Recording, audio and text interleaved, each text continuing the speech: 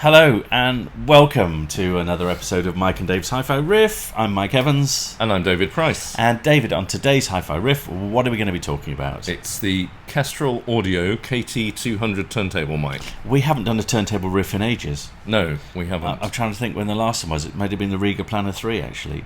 It could be. Which is quite appropriate because the Kestrel is direct competition for the Rega Planar 3. Yep. Pretty much. Yeah. And I tell you, if you're going to go up against a turntable, wow, you've pick your battles, shouldn't you? Absolutely. Rega 3 is a big challenge to overhaul, isn't it? Well, how many Rega 3s have we had between us? Oh my gosh, yeah, quite a few. Different colours and different had a eras. black one, a pink one, probably another black one. You had a white one. White one, yeah. And and a black one as well. Yeah. So, and you had a LP12 and you bought a brand new Planar 3 as a 45 adapter. I did. I think I will try and dig it out. I think I've got a picture of you and I aged about 16. Looking at my Rega and my LP12 together, and you calling me an idiot. So I think actually we were probably calling you an idiot might have been any age, but but that exact moment when you had your LP12 and your Planar 3 as your 45 adapter, that was round about the time of the Great Storm. Yeah. So, because I think I remember 87. Yeah, 87. I remember driving back in my TR7 from your house in North London. Yes. To my parents' house near Oxford. So I remember when you had that, and I thought, what a poser. And why not? That was in Oakwood in North London, and I remember sleeping through the storm because I was a student and probably had a few beers the night before, and woke up and all the trees had come down in the street. And I didn't notice probably for 2 days. But luckily, your Rega Planar 3 45 adapter for your LP12 was still intact. It was still intact. It was still intact. So, unfortunately, that was a little bit decadent, and I had to sell the Rega because I was just on a student grant at the time. But look, we digress. The Rega's obviously a fantastic turntable and a tough nut to crack. Yeah. So, and the Kestrel Audio is aimed really at that market, I would say. Yeah. Maybe just above the Planar 3. Sure. But it's pretty close there or thereabouts. And a bit of irony as well that we're filming this from Oxfordshire and not Wiltshire because the Kestrel is made in Wiltshire. Yeah. Yay. No, it isn't. Actually, no, it isn't. It's not. But it's based on parts from Edwards audio turntables, which are made in Wiltshire. Yes, okay. Actually, that's interesting. So this is Kevin Edwards again. Absolutely. We talk about Kevin Edwards a few times on the Hi-Fi Riff, don't we? You talk about him all the time, Mike. He's a good boy. He's a good boy, Kevin. He's a nice chap. We saw him recently as well at Munich. Yeah. And it was good to see. He hasn't changed a bit. I hadn't seen him in donkey's years, actually. So. Yeah. And the reason why I know Kevin is because when I was in retail, he was our exposure electronics representative. And I don't know if you know, but I'm a bit of an exposure fan. So I was always trying to be really nice to Kevin. I didn't know that. So I was always trying to be really nice to Kevin. To blag trade price. Never worked. I don't know why I like him, to be honest. But then he went off to do Cable Talk. He saw you coming, He Mike. did, I know. Most people do. And then he went off to do Cable Talk. Which was a great venture. And Talk Electronics after that? Talk Electronics, But didn't Talk Electronics, they've made turntables as well, haven't they, obviously? Some of the... Yeah, so I think they're most popular. I believe that there may be some action on that front, which I'm probably not supposed to be saying. But you heard it first or not? But Talk Electronics, I think, became very popular. I remember when I was working at Hi-Fi World as an editorial assistant in the mid-90s. At that particular time, Talk Electronic stuff was doing very well. Yes. And, funnily enough, they had quite a similar sound to Exposures. I can't think why. Very nice, musical, quite tonally smooth and almost creamy sound. Yes. So nothing wrong with those. And they make a really nice phono stage as well. Yes. An external phono stage, which is not very expensive. Remind me what we're doing this riff on again, Mike. Sorry. We digress. So I'm sorry. So Kestrel Audio is run by a young guy called Will Turrell. And Will, I'm really sorry that we spent the first third of this riff talking about Kevin Edwards and the storm of 1987 and your Mike's Rega 45 adapter.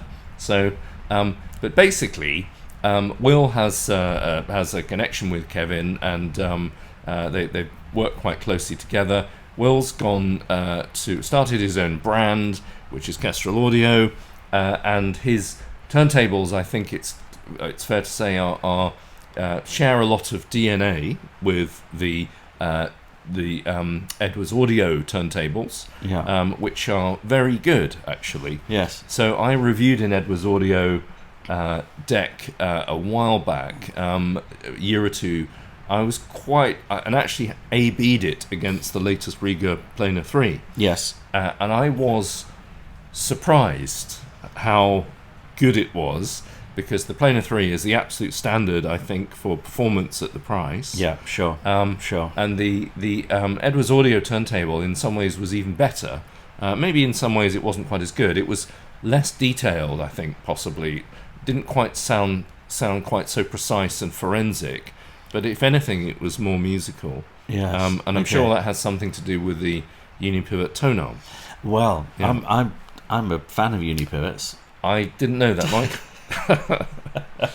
Remind everyone what tonearm you've got. I've got a name arrow, which is, I think, an amazingly good turn. I had to flip a coin between an ECOS and an arrow, and I went for the arrow for kind of exactly the reasons you just described. It wasn't so forensic, and it's not sort of the last word in detail, but it's just got something. Yes. And actually, this turntable I think sounds absolutely lovely. Yeah. And I think actually not just in part because of this amazing unipivot tonearm. Are we on to the Kestrel Audio now? We're talking about Kestrel Audio at last. Sure, you don't want to mention Kevin Edwards again in the late 80s. Hi, Kevin.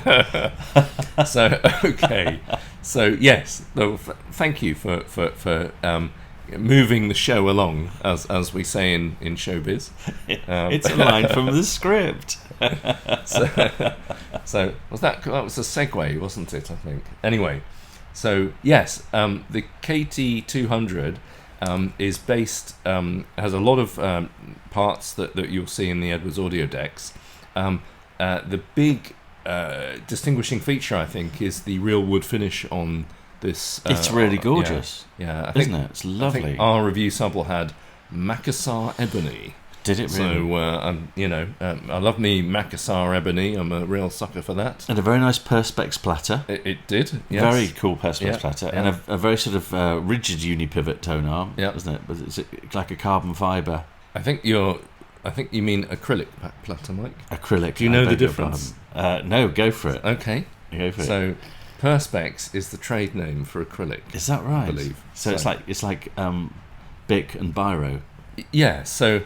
And Hoover. Yes. So wow. David's fascinating fact file number 3. So I already got him with one about the Austin Maestro earlier, didn't I? Not to be repeated live on air, because I know everyone thinks you're really sad anyway, and that will just be absolute icing on the cake. So, gosh. Yeah, so if anyone knows the best bit of trivia about the Austin Maestro, write something down in the comments. You've got to ask the question now. You can't just leave everyone hanging. Okay, which actress supplied the voice for the voice synthesizer in the 1983 Austin Maestro? I'm seldom lost for words. You told me you were going to buy one earlier. I said there was one for sale. Don't pretend. There's a big difference. Don't pretend to be above Austin Maestro. It was a Mayfair edition as well, which was one of the last ones ever made. Yeah, That was a piece of crap. That didn't have the voice synthesizer in it. Did it not? No. Oh, I wouldn't buy that then. I only want to buy it for the 4K sampled voice synthesizer. Get another X19. That would be a very good idea, but they're probably all rusted to pieces by now. Yes, that's right. Anyway, I'm really sorry about this. Sorry, Will. We're back. Will. Yes. So we're back onto the review. Anyway, so the KT-200 has a lovely wood plinth or base, and it's handmade in the UK, and it uses a lot of parts in the design from Kevin Edwards, including the Torque A5 carbon unipivot arm, which is a really nice, bit of kit, isn't it? Yeah. So, that is, to me, that is one of the best budget or affordable arms I've tried, and it's really well made and beautifully detailed. A lot of lovely kind of bespoke parts on it, and I think the only thing, because normally budget arms have often very closely based on Regas, aren't they? They are. Yes. And the only thing I think that comes from the Rega is the little finger lift lever, which is really nice. Yes, which is really nice. Absolutely. And in fact, I think that's probably what set the Rega apart, has been that RB300 tone arm for so many years. Yeah. That's made the Rega 3 shine. And in fact, I put one on a Lin once, and it was not supposed to work, and it did. It worked an absolute treat. Yep. Shows you how good that arm is. Yep. But I think this arm's right up there. I think it's just absolutely excellent. It sounds superb. The whole turntable setup sounds absolutely excellent. Yeah. We didn't do it too much justice because we put a fairly cheap cartridge on it. So for when you were there, we had basically an Audio-Technica 80 VM95 type thing. Yes, very similar. So which is a perfectly good budget cartridge. I did try it with a better one earlier on, and it sounds very, very refined and musical, I think, for the price. Yeah, it's excellent. Yeah, absolutely excellent. And I thoroughly enjoyed listening to it. And we listened to some really cool tunes through it.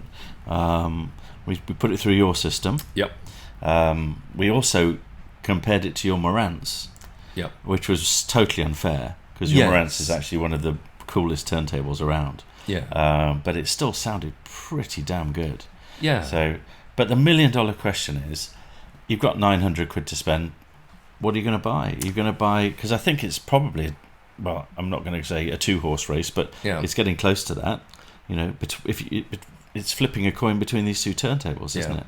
And I guess the real issue is, for me now, having heard the Kestrel, I'd want to hear both of them back to back. I'd want to hear do a proper A/B dem, Rega versus Kestrel, and I'm not sure that's actually the easiest thing in the world to do. No, well, as I said, I did a back to back with something very similar, as it were, a while back, and I think the Edwards Audio deck was totally competitive with the Rega. Sure. And this is this is. Absolutely, it is. And I really like the attention to detail. For example, the 24-volt AC synchronous motor in the Kestrel and in the Edwards actually is a project source motor, but it's taken apart and rebuilt basically by hand just to get it absolutely quiet, to give the best possible performance from that motor. So if you're wondering where your 900 quid goes, it's that sort of attention to detail, isn't it? It's and really, and you and I both know that sometimes the little things count as much as the big. Yeah. If you just, sometimes the smallest tweaks on the smallest parts can actually make quite a big difference. Yeah. And look, we've talked about Kevin having good pair of ears before, and I think it's the same with Will, with the Kestrel guys. They've made a great sounding turntable. Yeah, really great sounding turntable. So. I think it's got a kind of rhythmic gait, a really nice, relaxed rhythmic gait. So it's not a kind of headbanging turntable, but you can put, I think we played Dreams by Fleetwood Mac, for example, didn't we? Yeah. And it just gets into the groove, really it's kind of lovely, kind of dreamy song, isn't it? Kind of lollops around and sort of, it's sort of very kind of laid back and atmospheric, and it really caught that aspect of it. It certainly did. And with most budget turntables, certainly decks that are just a few £100 less, you don't quite get that. You don't get that level of resolution because you're listening to all of the faults of the cheap parts in the deck. Yes. And you're listening to all of the compromises. And it's kind of like the difference between a Rega Planar 1 and the Planar 3. Yeah. Even though they're basically very similar, for example, the tolerances, as it were, are lower on the 1, and the materials quality and so on, and they all cumulatively spoil things to the point where you can't really get into the groove, as it were, into the music. And I think that with the KT-200, all the basics are right. It's got a good quality plinth or bass, a nice motor for the price on it. Yeah. That acrylic platter is good. The drive system is decent. It's got a metal pulley on the motor. Well made, not cheap plastic. Absolutely, it's all done properly. The arm is really good as well for the price. So together as a package, it works very well, and you're not left thinking, if only do that. If only it didn't wow. If only it didn't rumble. If only it didn't, just sound kind of, bloated or whatever. And it's interesting that Fleetwood Mac song on Dreams from Rumours. It's got a really great bass line. Yeah. It's got a really cool John McVie bass line. Yeah. And actually, you need to have a decent piece of kit to actually follow it and hear it and sort of, tap your foot along to it. And it does that really well. That was kind of the standout part for me. Yeah. It's got a gorgeous, rich bass. It's very fluid, wasn't it? Really nice. And yes, I'd say the Planar 3 is probably tighter and tauter, but it's less kind of natural and kind of musical in a way. It's funny, it's hard to describe, isn't it? Yeah, the Planar 3 sounds more analytical, I would say. Yeah. But I think you've got to shortlist this turntable. Yeah. You've got to have a listen to it. If you're in the market for a sub £1,000 turntable, this has got to be in your top 3 to listen to.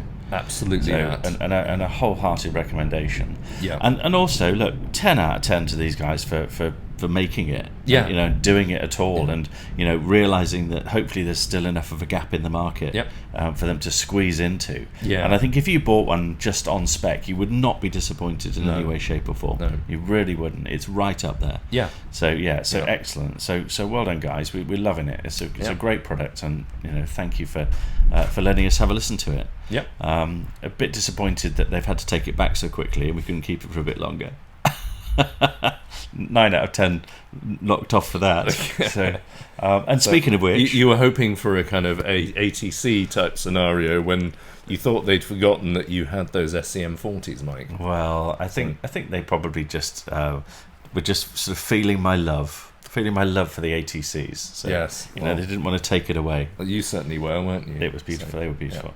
In fact, no past tense required. So let's do a riffometer. Yep. What are we going to give the Kestrel? I'm going to give it a 9 because for the reasons I've said before, pound for pound, it's excellent. I don't see how you could do a turntable really any better at that price for just £900.